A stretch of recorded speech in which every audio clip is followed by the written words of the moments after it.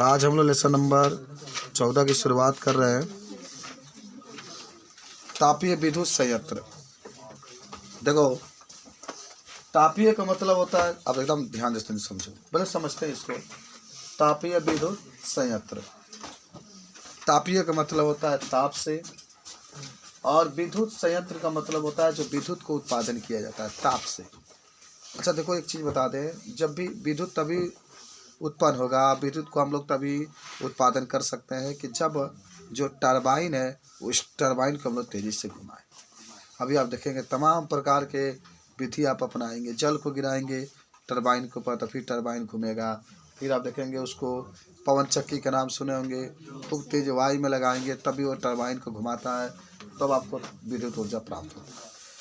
लेकिन थोड़ा सा मैं आपके किताब से डिस्कशन कर देता हूँ कि तापीय विद्युत संयंत्र अगर आपसे पूछे तो आप इसके बारे में क्या बता सकते हैं। तापीय का मतलब होता है ताप। तापीय का मतलब क्या होता है? ताप की बात होगी तो देखिए सब लोग ध्यान से कि अगर आपसे कोई पूछे तो क्या बताएंगे इसको, ठीक है। देखो, कह रहा है पर आपकी किताब में है कि विद्युत संयंत्रों में प्रतिदिन विशाल मात्रा में जीवाश्म ईंधन का दहन करके जल को उबाल कर बनाई जाती है। समझ रहे हो? जैसे कहने का मतलब है कि विद्युत संयंत्रों में प्रतिदिन जो विद्युत संयंत्र होते हैं, प्रतिदिन विशाल मात्रा में जीवाश्म ईंधन को दहन करके जल उबाल कर भाप बनाई जाती है। क्या बनाई जाती है? जो टरबाइन को घुमाकर विद्युत उत्पन्न करते हैं। समान दूरियां तक कोयले तथा पेट्रोलियम के परिवहन की तुलना में विद्युत संचरण अधिक दक्ष होता है। यही कारण है कि बहुत से तापीय विद्युत संयंत्र कोयले तथा तेल के क्षेत्रों के निकट स्थापित किए जाते हैं। इस संपर्क को तापीय विद्युत संयंत्र कहने का कारण यह है कि ये संयंत्र में ईंधन के दहन तथा द्वारा ऊष्मीय ऊर्जा उत्पन्न होती है, जिसे विद्युत ऊर्जा में रूपांतरित किया जाता है। अच्छा देखो, जो बातें आपकी रही, देखो आज बहुत अच्छी टॉपिक आप पढ़ाई कर रहे हैं कि आखिर ये तापीय विद्युत संयंत्र होता क्या। देखो आपको बताते हैं कि इसमें क्या होता है, बड़े बड़े टैंक होते हैं, ठीक है। बड़े बड़े क्या होते हैं? टैंक होते हैं। उस टैंक के अंदर जो होते हैं ना, जीवाश्म ईंधन को भर देते हैं। किसको भर दिया आपने? जीवाश्म ईंधन को भर दिया। अब जीवाश्म ईंधन के बारे में सब लोग जान चुके होंगे। पेट्रोल भी वो भर सकते हैं, डीजल भी भर सकते हैं, मिट्टी का तेल भी भर सकते हैं, कोयला भी भर सकते हैं। इसको भर देते हैं, उसके बाद से इसको हम लोग गर्म करते हैं। क्या करते हैं? गर्म करते हैं। तो इसमें जब गर्म करते हैं तो किस में बदलते हैं बाबू? भाप में बदलते हैं। क्या होते हैं? भाप में। अब मान लो ऊपर टरबाइन लगा दिया गया है। ऊपर क्या लगा दिया गया? टरबाइन। इस तरीके से जैसे पंखा होता है ना, उसी पंखे की तरह टरबाइन भी होते हैं। मान लीजिए कि उसमें 3-4 ये ब्लेड हैं, आपने टरबाइन को क्या कर दिया लगा, तो ये भाप इसके ऊपर चलते हैं। भाप इसके ऊपर क्या होते हैं? चलते हैं। और टरबाइन तेजी से घूमता है। जब घूमता है तो घूमने के बाद जो इसको भाप ऊर्जा आप दे देते हैं, भाप ऊर्जा जो दिए हैं, ये भाप ऊर्जा विद्युत ऊर्जा में क्या होता है? बदल देता है। अभी टरबाइन नाचेगा तो नीचे यंत्र लगे होते हैं, फिर ये विद्युत ऊर्जा में क्या होता है? बदल देता है। देखिए ऐसे ही टरबाइन भी आपको चलाया जाता है। टरबाइन के बाद छोड़िए, देखिए इसी भाप ऊर्जा से आपके रेल भी चलाए जाते हैं कोयला के द्वारा। आप देखे होंगे, उसको कोयला उसके अंदर भर दिया जाता है। भरने के बाद जब उसको गर्म किया जाता है, उसमें जब दिया जाता है तब तेज़ी से उसके अंदर जो इंजन होता है वो भाप की तरह इंजन नाचने लगता है तेज़ी से, फिर वो ट्रेन आगे बढ़ने लगता है। अच्छा देखो, अगर ट्रेन है, ट्रेन अगर चल रही है और अचानक कोई जंतु उसके सामने आ गया तो वह चाहे तो इमरजेंसी ब्रेक लगा करके ट्रेन को रोक सकता है। लेकिन दिक्कत यह है कि ट्रेन का ब्रेक लगाएगा तब भी वो आधा किलोमीटर तक दूरी तय करेगा ब्रेक लगाने के बावजूद भी। लेकिन फिर भी वो ड्राइवर अगर चाहे तो अपने हॉर्न से, माने जो उसमें हॉर्न है उसको लगातार बजाते रहे तो उससे वह जानवर जो होता है भाग दूर हट सकता है। लेकिन अब उसकी मौत लिख दी है वहीं पर तो वो नहीं हटेगा, फिर वो क्रॉस करते हुए आगे बढ़ जाता है। तो भाप तापीय विद्युत संयंत्र का मतलब यही होता है कि तापीय विद्युत संयंत्र की जब भी बात करेंगे तो आप इसमें टंकी लेते हैं, उसके अंदर जो जीवाश्म ईंधन है उसको भर देते हैं। जीवाश्म ईंधन के रूप में जो रहेंगे, आप कोयला भर सकते हैं इसमें, चाहे तो आप इसमें मिट्टी का तेल भर सकते हैं, चाहे तो आप इसमें पेट्रोल भर सकते हैं, डीजल भर सकते हैं, जो भी आपका। अब उसके बाद से इसको गर्म करते हैं। जब हम इसको गर्म करते हैं तो ये भाप में बदल जाता है। जो भी इसके अंदर जीवाश्म ईंधन होता है भाप में क्या होता है, बदल जाता है। और भाप में बदलने के बाद जो टरबाइन लगे होते हैं, टरबाइन को नचाने लगता है। और जो हवा माने भाई जो भाप देगा तो नचता है। ये हल्का भाप नहीं, बहुत तगड़ा भाप होता है।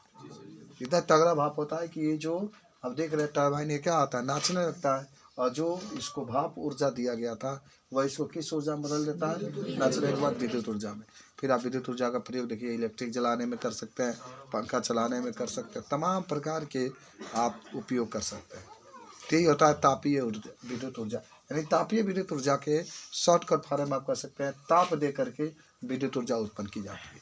ताप के मतलब भाप दे करके विद्युत ऊर्जा उत्पन्न की जाती है। इसमें भी आप देख रहे हैं इसमें, ठीक है। तो थोड़ा सा आप हेडिंग बना लीजिए, तापीय विद्युत संयंत्र में। तो समझिए क्या होता है तापीय विद्युत संयंत्र, तो लिख लीजिए। इसमें लिखेंगे इसके अंतर्गत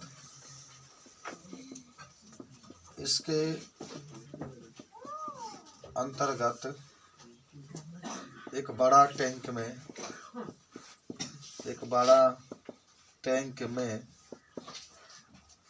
जीवाश्म ईंधन लेते हैं,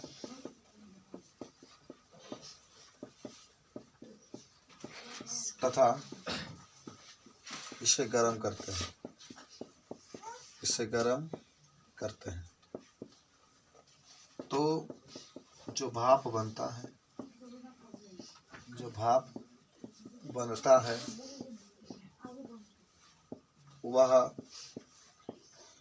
ऊपर के तरफ गति करने लगता है,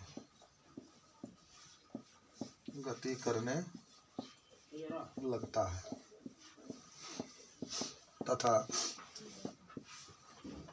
ऊपर लगे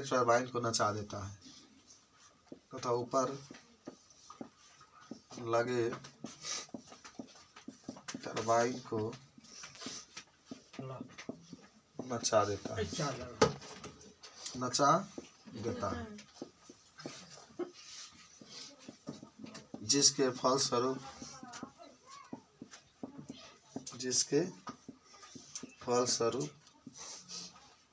टरबाइन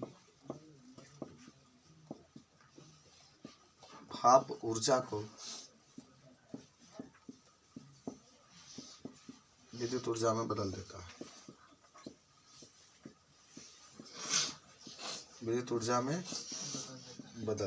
सबको याद हो गया होगा, बहुत आसान है। और मेहनत से आप पढ़ाई करिए, अपना अच्छा नंबर लेकर आइए। उदाहरण में चाहे नोट पॉइंट में लिख लो। इस विद्युत ऊर्जा का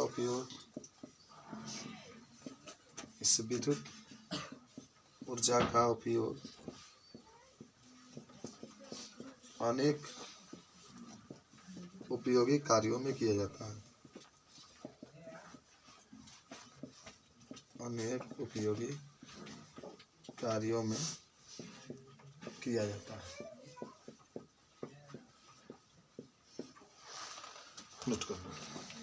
याद हुआ ना सबका, आखिर समझ रहे हो? जैसे क्या होगा ना, इसमें आपको एक चित्र दिखाया गया, पहले चित्र समझा देते हैं। देखो ये नदी है, मान लो नदी, ठीक है। और नदी के चारों ओर एक बांध बनाया गया है, और बांध से थोड़ा सा पतला मान लो पाइप लगा करके इसको निकाला गया। और देखो इसको जल को जो टरबाइन है उस पर गिराया जा रहा है। जब गिराएंगे तो टरबाइन तेजी से आपका क्या होगा, घूमेगा। और फिर टरबाइन जब घूमेगा तो वो क्या होता है, आपके विद्युत ऊर्जा में जो दे रहे थे वो विद्युत ऊर्जा में क्या होता है, बदल जाता है। थोड़ा मैं आपको किताब से पढ़ के सुना देता हूँ। देखिए, ऊर्जा का एक अन्य पारंपरिक स्रोत बहने वाली जल की गतिज ऊर्जा अथवा किसी ऊंचाई पर स्थित जल की स्थितिज ऊर्जा है। देखो क्या कह रहा है, माने विद्युत उत्पादन करने का एक विधि अन्य भी है जल के द्वारा। तो क्या होता है, देखो जल विद्युत संयंत्र में गिरते हुए जल को स्थितिज ऊर्जा को विद्युत ऊर्जा में रूपांतरित किया जाता है। चूँकि ऐसे जल प्रपातों की संख्या बहुत कम है, इनका उपयोग स्थितिज ऊर्जा के स्रोत के रूप में किया जा सकता है। अतः जल विद्युत संयंत्रों को बांध से संबद्ध किया जाता है। पिछली शताब्दी में सारे विश्व में बहुत बड़ी संख्या में बांध बनाए गए हैं, जैसा कि हम चित्र 14.1 में देखना भी दिखा रहे थे। भारत में हमारी ऊर्जा के मांग की चौथाई भाग की पूर्ति जल विद्युत वाला ही किया जाता है। जल विद्युत उत्पन्न करने के लिए नदियों के बहाव को रोककर बड़े जलाशयों में जल एकत्रित करने के लिए ऊंचे ऊंचे बांध बनाए जाते हैं, माने कि वो जल को एकत्रित किया जा सके। ठीक है, और जलाशयों में जल संचित होते रहते हैं, जिसके फलस्वरूप इसमें भरे जल का तल ऊंचा हो जाता है। बांध के ऊपरी भाग से पाइप द्वारा जल बांध के आधार पर पास स्थापित टरबाइन के ब्लेडों पर मुक्त रूप से गिरता है। फलस्वरूप टरबाइन के ब्लेड घूर्णन गति करने लगते हैं, माने घूमने लगते हैं। इस तरीके से घूर्णन गति का मतलब होता है जब वृत्तीय मार्ग पर कोई वस्तु गति करता है। और जनित्र द्वारा विद्युत उत्पादन होता है। चूँकि हर बार जब भी वर्षा होती है तो जलाशय के जल भर जाते हैं, इसलिए जल विद्युत ऊर्जा एक नवीकरणीय ऊर्जा का स्रोत है। नवीकरणीय ऊर्जा का स्रोत जानते हैं ना, जो आने वाले समय में कभी समाप्त नहीं हो सकता। अभी मैं आपको लिखाऊंगा। अतः हमें जीवधारियों ईंधन के भांति जो किसी न किसी दिन अवश्य समाप्त हो जाएंगे, जल विद्युत संयंत्रों के समाप्त होने की चिंता नहीं होती है। परंतु बड़े बड़े बांधों के निर्माण के साथ कुछ समस्याएं भी जुड़ी है। बांधों में केवल कुछ सीमित क्षेत्रों में ही निर्माण किए जा सकते हैं तथा इनके लिए पर्वतीय माने क्षेत्र अच्छे माने जाते हैं। बांधों के निर्माण में बहुत सी कृषि और भूमि तथा मानव आवास डूबने के कारण नष्ट भी हो जाते हैं। बांध के जल में डूबने के कारण बड़े बड़े पारिस्थितिकी तंत्र नष्ट हो जाते हैं, जो पेड़ पौधे वनस्पति आदि जल में डूब जाते हैं, अवायु परिस्थितियों में सड़ने लगते हैं और विघटित होकर विशाल मात्रा में मीथेन गैस भी उत्पन्न करते हैं, जो कि एक ग्रीन हाउस गैस है। बांधों के निर्माण में विस्थापित और संतोषजनक पुनर्वास और क्षतिपूर्ति की समस्या भी उत्पन्न हो जाती है। गंगा नदी टिहरी बांध के निर्माण तथा नर्मदा नदी पर सरदार सरोवर बांध के निर्माण में परियोजनाओं विदेशी प्रकार की समस्याओं के कारण हुआ। अच्छा देखो, जो भी चीज़ आप भविष्य में बनाएंगे उसके लिए नुकसान भी होता है। ढेर पढ़ लेंगे तभी नुकसान है। आपके पिताजी को आपको पढ़ाने के लिए कई लाख रुपया खर्च करना पड़ेगा, ये भी गड़बड़ है। ढेर इंटेलिजेंट आगे पैसा आएगा कहाँ से उतना, तो ढेर पढ़ लिया जाएगा तभी दिक्कत है। पिताजी को पढ़ाना पड़ेगा। हमारे घर के लोग कहते थे ढेर मत पढ़ो यार, कहाँ से इतना पैसा आएगा। समझ रहे हो, आज नहीं पढ़ोगे ना पढ़ो तब ठीक है, नहीं पढ़ाना पड़ेगा। देखो पढ़ोगे तो पैसा तो खर्च करना पड़ेगा। 30-35 साल तक 30 तक आपको पढ़ते ही रह जाना है। होगा जल्दी से कमाने लगोगे अगर पिताजी न पढ़ाए तो वही बात की बात है। अगर बांधा जाएगा, बात समझो, तो बात तो इतना नहीं, कितना देनार तो नहीं है। कई एरिया में, कई किलोमीटर के एरिया में बांधा जाता है, तो उतना रेंज में जो घर आएंगे वो तो नष्ट हो जाएंगे। अब देखिए सड़क बनता है तो सड़क में जितने घर आते हैं सबको तोड़ दिया जाता है, तो बांध बनाएगा तो वो भी नष्ट हो जाएंगे। पेड़ पौधे जो उसको भी काट दिया जाएगा। कितने नुकसान होंगे ज़रा उम्मीद करिए। नुकसान भी होता है, ये फायदा भी है, आपको ऊर्जा मिलेगा, विद्युत ऊर्जा भी आपको मिलेगा। तो इसमें होता ही है, पहले समझो चित्र के माध्यम से। मान लो ये नदी हो गई, इसमें जल है, इसके चारों ओर ये बांध दिए गए, बहुत माने समझो कि हाई क्वालिटी के बांध। ऐसे बांध है जो टूटेंगे नहीं, सीमेंट से भी जोड़ के बांध दिया जाता है इसको। ठीक है, और इसमें आपने कहा कि एक पाइप लगा दिया। क्या लगा दिया आपने? पाइप। और इस पाइप के द्वारा मान लो जल नीचे इस नदी में से निकल करके जल नीचे आया, और आपने कहा कि इसमें टरबाइन लगा दिया। ये ब्लेड है सब, इसी पर जल गिरा और टरबाइन नाचने लगा। फिर ऊपर भी तमाम प्रकार के यंत्र इसमें लगे होते हैं, ये भी नाचने लगे। ये नचेंगे तो ये भी नाचने लगते हैं। ठीक है, जब ये नाचते हैं तो नाचने के बाद जो जल जो इसके अंदर गिर रहा था, उस जल ऊर्जा या इसी को आप स्थितिज ऊर्जा भी कह सकते हैं। स्थितिज ऊर्जा। अच्छा, स्थितिज ऊर्जा इसलिए कह रहे हैं, कहा है कि नदी के अंदर जो जल होता है स्थिर होता है। किससे बदल जाता है बाबू? विद्युत ऊर्जा में बदल जाता है। ये किससे बदला? विद्युत ऊर्जा में बदल गया। तो इस प्रकार से आप जल ऊर्जा से विद्युत ऊर्जा में बदल देते हैं। देखो कितना ज़्यादा है। आप तो देखेंगे जहाँ भी ये लखनऊ में बिजली का उत्पादन होता है, आप देखे होंगे। अभी आपके योगी जी का ऐलान हुआ है कि और बड़े उत्पादन किए जाएंगे। समझ रहे बात को? तो सब मुख्यमंत्री वगैरह जो आते हैं अपनी व्यवस्था देखते हैं। अखिलेश सिंह का दिन तक वो बनाया, उसने उसको स्थापित किया। तरह तरह के लोग आ रहे हैं।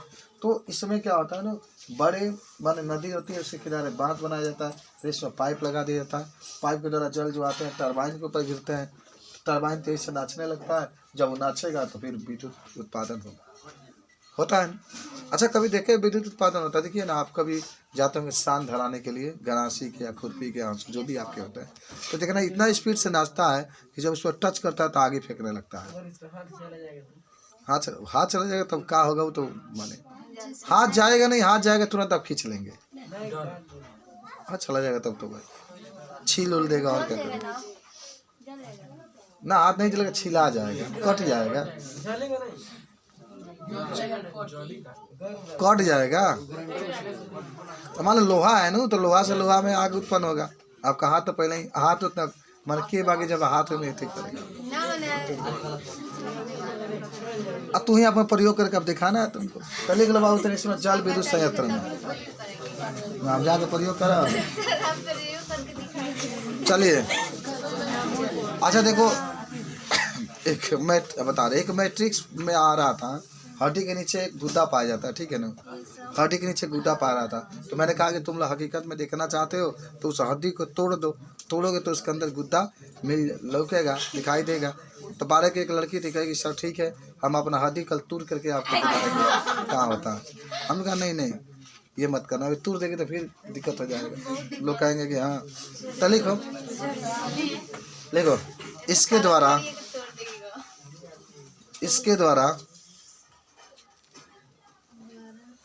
जल विद्युत संयंत्र में हेडिंग बना लो, देखो इसके द्वारा जल ऊर्जा के द्वारा विद्युत ऊर्जा का उत्पादन किया जाता है। और समझ में आया ना पूरा बात, जल ऊर्जा के द्वारा विद्युत ऊर्जा का उत्पादन किया जाता है। को बढ़िया से पढ़ो, पूरा याद कर लेना, उत्पादन किया जाता है। देखो इसके लिए जलाशय के चारों ओर एक मजबूत बांध बांध देते हैं, इसके लिए जलाशय के चारों ओर एक मजबूत बांध बांध देते हैं।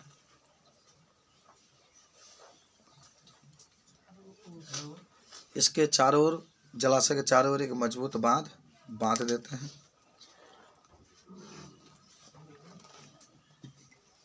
आगे लिखना, पुनः एक पाइप के द्वारा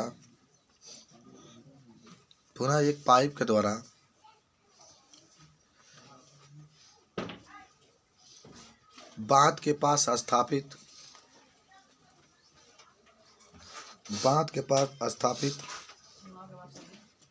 पुनः बांध के पास स्थापित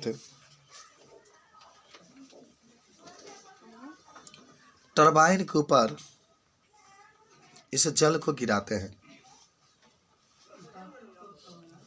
स्थापित टरबाइन के ऊपर इस जल को गिराते हैं। इस जल को गिराते हैं जिसके फलस्वरूप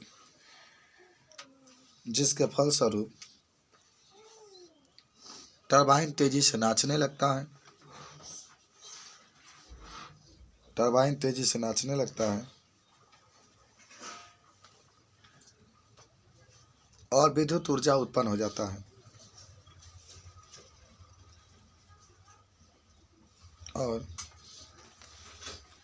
विद्युत ऊर्जा उत्पन्न हो जाता है।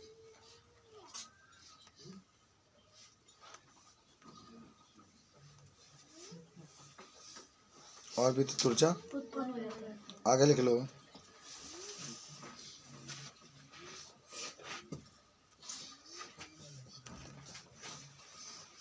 और विद्युत ऊर्जा उत्पन्न हो जाता है। नेक्स्ट लिखो, जल विद्युत संयंत्र की सीमाएं।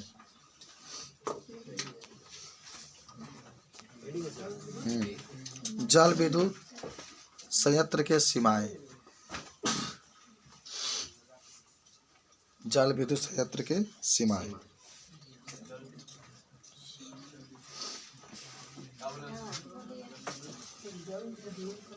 संयंत्र के सीमाएं पहला लिखना बाबू। जल विद्युत संयंत्र को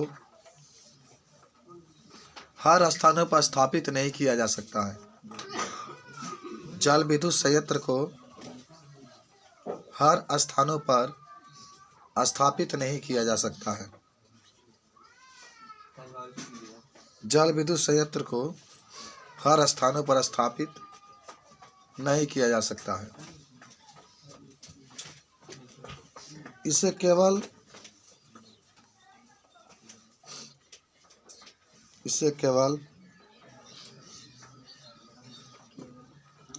कुछ निश्चित स्थानों पर ही स्थापित किया जा सकता है।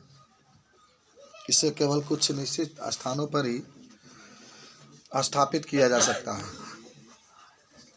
इसे केवल कुछ निश्चित स्थानों पर ही स्थापित किया जा सकता है। दूसरा लिख लो बाबू।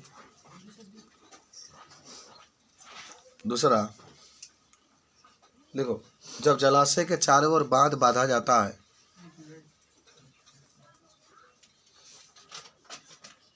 जब जलाशय के चारों ओर बांध बांधा जाता है, जब जलाशय के चारों ओर बांध बांधा जाता है तो बहुत अधिक मात्रा में पेड़ पौधे और आवास का नुकसान होता है। और आवास का नुकसान होता है। बहुत अधिक पेड़ पौधे और आवास का नुकसान होता है।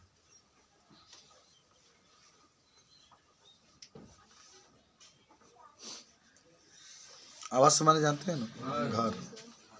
तो ये था जल विद्युत संयंत्र। ठीक है, कल की जो हमारी पढ़ाई रहेगी इसका नाम हम कहाँ पढ़ा रहे हैं, जैव मात्रा या बायोगैस के बारे में। ठीक है, अच्छा बोलो आप लोग समझ में आया कि नहीं?